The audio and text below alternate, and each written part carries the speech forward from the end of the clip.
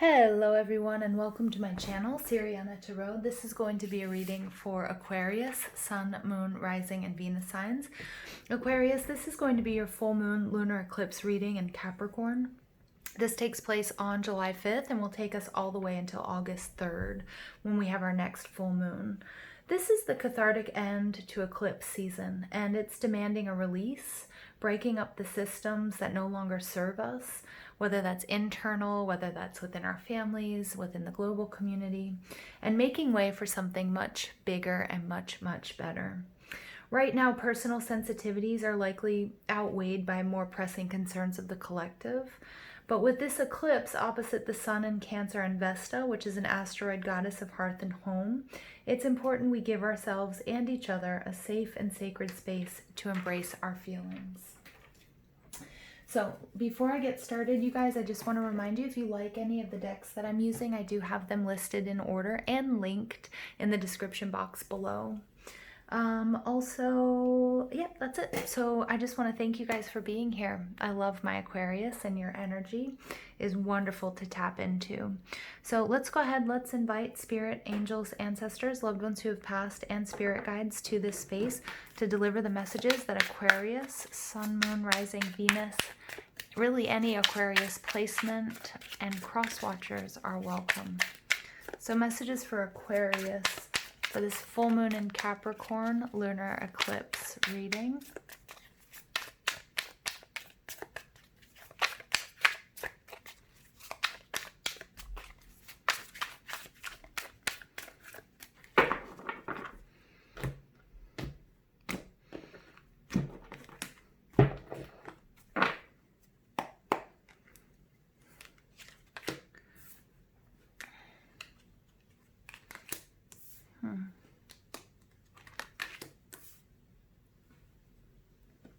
Okay, I like it. So I'm not reading reversals, you guys. This is the vice versa tarot, so it has two sides. So one side sort of acts as the reversed side. Okay. Well, you get Venus and Aquarius coming out for you. Okay. And you have the Five of Cups. Well, I like it. You kind of get the Six of Cups. 5 and 1 is 6. And you get the Three of Wands and the Two of Wands, the Five of Wands. So this has been and is a little bit of a difficult situation. There's a little bit of competition, but ultimately it's for your own personal growth and evolution. Overall energy is the Nine of Wands. The Nine of Wands represents fire energy, Aries, Leo, Sag, but more explicitly it's Moon and Sagittarius, which is perfect for this full moon. You might want to take a look back at our last... Oops. Sorry, we get confirmation from the dog. You might want to take a look back at our last full moon, which was the strawberry moon. That was the full moon in Sag. And I don't do this for all of my readings, but because this is coming out so strong and because I feel like a lot of you this has to do with love, we're going to pull out and keep my strawberry heart quartz out for us, okay, in this reading. So some of you guys, if you guys are crystal junkies or crystal nerds like myself, or work with crystals and Reiki healing or crystal healing, this is a beautiful, it's a little bit different than rose quartz. So you see here I have rose quartz. But strawberry quartz is about universal love, understanding of purpose, expanding consciousness, which is happening with eclipse season. We're getting loads of downloads and upgrades to our crown chakra and purging. It has powerful yet gentle healing vibrations, because I do feel like there is some healing that needs to take place here, especially in the heart space. It's about seizing the day, living joyfully, and seeing humor around us. It's calming and soothing in all situations, okay, especially when there's been like fight or competition. It amplifies intentions of love, gratitude, and generosity. It brings the power of new love, new romance, and new relationships. It brings mental and emotional balance. It initiates your spiritual path. It gives you personal insight and inspiration to improve your persona. It uncovers hidden knowledge and causes to problematic situations. It stabilizes unbalanced energies, and it brings guidance to the higher heart. So if you guys have strawberry quartz, I'm really getting here a message that you should be working with it, even though we've moved past the full moon in Sagittarius. But also, it's also giving me a lot of information about your situation, because I'm seeing a lot of heart here, Aquarius, with this Ace of Cups energy. You're projecting yourselves as go for it, as love, as wanting this and wanting it bad, whatever this is. Now, love can definitely be about romance, but for others of us, it can be the love we have for our family, for our career, for ourselves, for spirit, for God, for our spiritual journey, for our pets, for our children, for our health, you name it. So your overall energy, the moon in Sagittarius, again, that's why I went on this little sort of tandem about strawberry quartz. This is all about the wounded warrior. You can see his head is wrapped here. So he's been through a lot. He's sustained some damage, maybe feeling a little bit sad or depressed, bumped or bruised, but he has won. All right. And he's used his knowledge, his wisdom, his experience, and his perseverance to get there. And now he's taking a look at the spoils of his war, of the war that he's just won, or his success. And what is he going to use them for? How is he going to use it? What is he going to do? Now, then you guys are showing up as is this the king? As the King of Swords. Now, the King of Swords this is a beautiful energy, because on the other side, we can see, this purple, again, crown chakra, intuition, higher consciousness, all right? And we see that he has this giant sword, and it's just, it's deep into the ground. He also has this bird, okay? It looks like a hawk or something. And this is all about truth. This is, I think Athena, I think inner wisdom, everything that he's learned, and he's truthful, and he's authentic to himself. He's also fair. He's not judgmental, although he will be, he will pass down the judgment that's necessary, to people who aren't fair or just. He's also generous, okay? And he's aligned. But in the reverse side that came out for you guys, Aquarius, and this is your energy, this is air energy. The king is, excuse my adjective, it's the words that I'm getting though, hell-bent on doing this alone, and may feel like he can't really rely on a lot of other people. So this lightning here is coming down, and it's dangerous. It's lightning, and he's got a lot of metal on, right? But he believes so much in himself and his authentic self that he can face the lightning, and he'll be able to channel it for the greater good and to win this battle. Spirit's saying that you can, but there's a warning here. There's a warning because, there is a real danger to this situation, or what you're thinking, or what you're about to do. And that really needs to be looked at.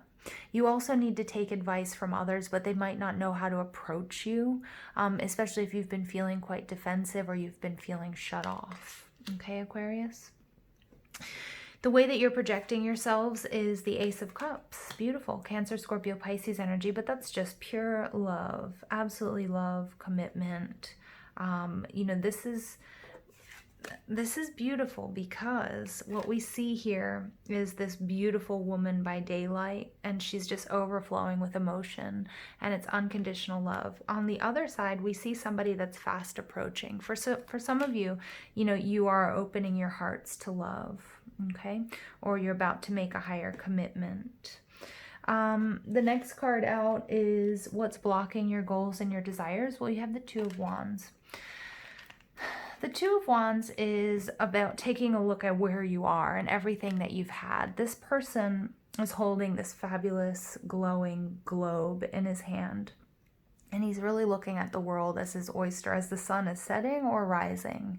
You use your intuition to decide, is the sun setting on this situation, or is the sun coming up? And he has these two beautiful wands, although they're very earthy, but these are the wands that he has used. This is his passion. He's probably built himself up, or this situation, from the ground, from nothing. But he's still really loyal to the purity and to that original passion to make and create something beautiful and successful. But he's starting to get a little bit bored, or he's at a crossroads. He really needs to make a decision. Where is he going to go? What is he going to do? What works for him, what doesn't work for him. Okay, and he's nobility, so it's really about being at a crossroads and having to make a very important decision. Some of you might be feeling walled in with what you've created and feel like, oh man, this is not what was not my original plan, you know, and then trying to tweak it and maybe pivot and shift your focus. The next card out is, what do you need to overcome these obstacles? Well, you get the Three of Wands. Look, it's like the warrior version of this person, and he's upgraded his wand, but because this person has come down off of his sort of ivory tower, he's come out of his comfort zone, and he's gone through it all. He's come through this forest. In that forest, he faced a lot of his fears, and there was this beautiful gift, and his wand has transformed into something more beautiful, into something more wise, and something more viable to really challenge and achieve whatever else he needs. The Three of Wands is also the card of, you know, if we look at it after the Two of Wands, the Two of Wands is, this is him thinking about something and planning and really, okay, this is what I want. The Three of Wands, he's come down from up above, and he's come down to the beach to meet it head on because he's ready now. And he's waiting for his ships to come in, whether this is a person, okay, because I still can't, you know, we can't ignore, maybe some of you are waiting for a person to come in. Maybe you guys have been doing twin flame soulmate energy work, and you're waiting for this person to physically move towards you, or you're just calling in that energy. For others of you, you're working with law of attraction, so whether this is business or health or, you know, abundance, what have you, okay, but you're ready to face it dead on. The next card out is what you can do within in order to help you achieve these desires. So this is the Prince of Cups, or this is the Knight of Cups. The Knight of Cups energy, when he's in this side, which is not the side that came out for you, this is somebody who's overflowing with love. We can see this, you know, like love and passion, this sort of waterfall. He's making a major commitment. Again, we see him, you know, showing up here. So this is probably two sides of these cards, right? This is the guy in the background. And he's making a commitment, and he's 100% committed to this person, to this situation, to this journey. But the card that came out on this side is this prince, and he's paying homage. He's holding his cup up to Orion. And there's a little bit of a warning here because Orion was the hunter. And what really pleases this person is the hunt, the thrill of the chase. So on this side, he's found his true love, and he's making that commitment. He's demanding that commitment or asking somebody else for that commitment. On this side, it's like he's already come across this beautiful woman. And then once it's, and take gender out of it, this is just a metaphor, but once it is actually achieved or he gets what he wants, he's done and he moves forward. So it's kind of a message, like, because this is about what you can do within. One, it's recognize how, you know, how committed you are to this, or, you know, if it's a business or if it was a relationship, was it just the thrill of the hunt, or was it your truth and your authenticity? I know some of you aren't going to like to hear that, but that's fine. That's what we have to. Some of you guys might be coming to the realization that you belong to the Orion collective. You guys might be starseeds. That's been coming out a lot, especially for my air signs.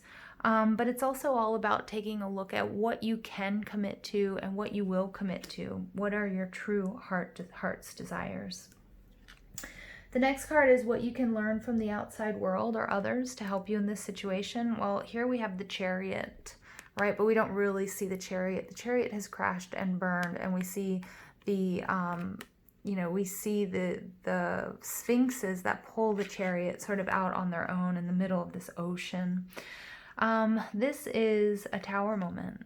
And so again, really understanding, I think, and again, you can flip the characters in this equation, in this story. It might not be you, it might be somebody you're dealing with, but feel free to flip it if it's not your energy, if it's somebody you're dealing with. But it's kind of like the consequences of making a really big change. And when you are committed to something really, truly 100%, you'll be willing to bring down all of these walls. It won't matter. So this person here, he's sort of up in his castle and he's contemplating. And I love this transition of him coming down to the beach to meet you know, that balance, that other part, that counterpart head on. But understand that this is going to mean a huge shift for you.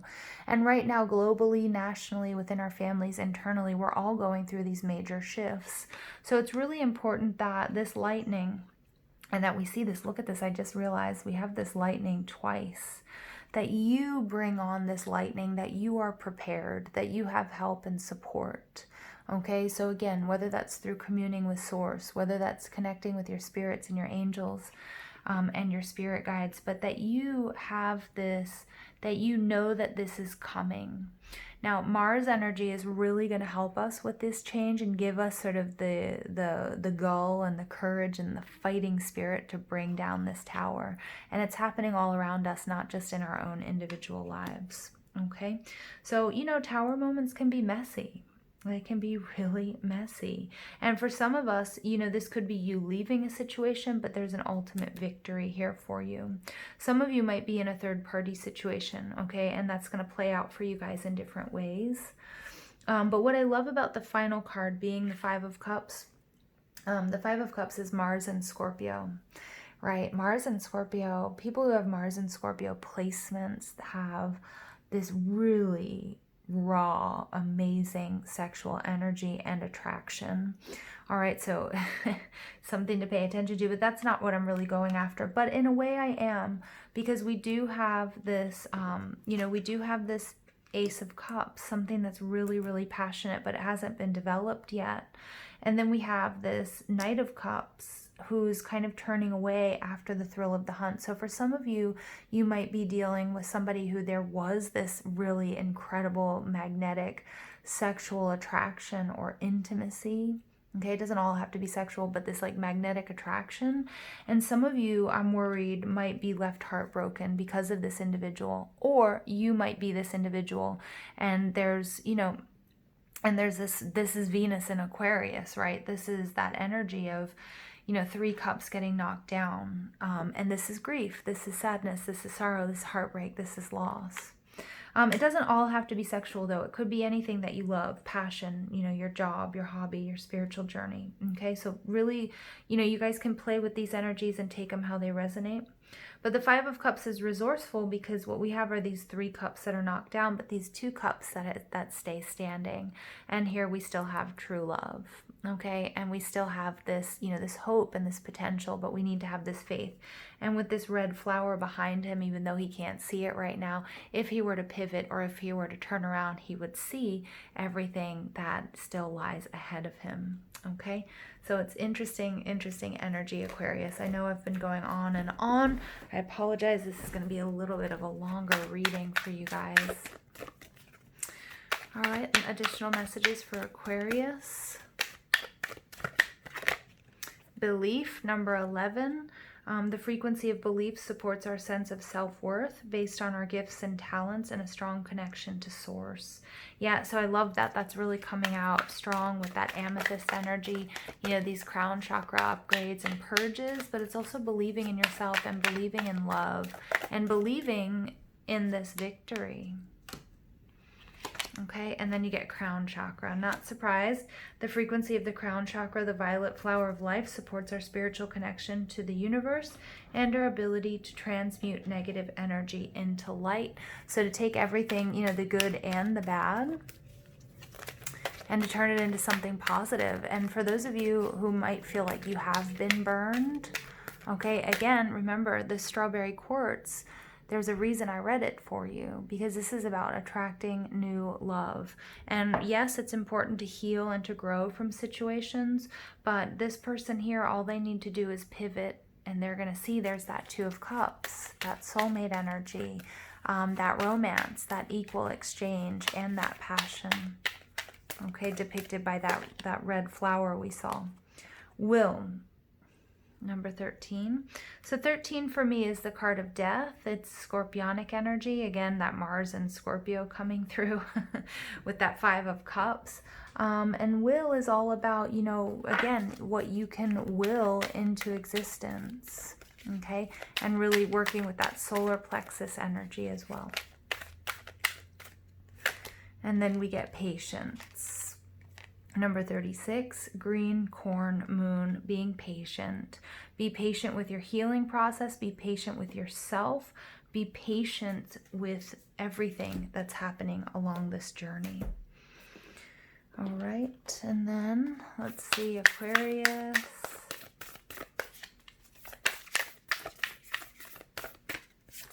You guys get wait. All right, it's not yet time. Things are being woven. I love that. I love that energy for you. So again, holding the faith and believing that even though you're seeing things that, you know, the 2 and the 3 of Wands, these are cards of waiting. And even if you can't see the progress at the current moment, just having that faith that things are shifting, especially when you dream big, okay? When you have big dreams, you might have to wait a little bit longer for the universe to rearrange things for you, okay? And that's a good thing. And then you get karmic relationships, Orion energy, polarity, soul growth, and conflict. All right, Aquarius, I cannot make this stuff up if I tried. Who do we see here? Orion. Do we see Orion here? We should. I'm assuming. Where's this belt of 3? Huh? Where's that belt? Ah, here. 1, 2, 3. I'm so blind. So here we see Orion's belt. Okay, here we see Orion's belt. For some of you guys, Aquarius, this was definitely a karmic relationship, and you're coming into that knowledge. It hurt. Spirit says take the time to do the healing. We're going through Mercury retrograde. Come to terms with this, but there's something so much more beautiful out there waiting for you. There really is. There really is. Don't give your power away. Do heal and clear your energies. It's so much easier said than done to be like, oh, get over it. You'll be fine. There's something better. But really, truly, there is, Aquarius.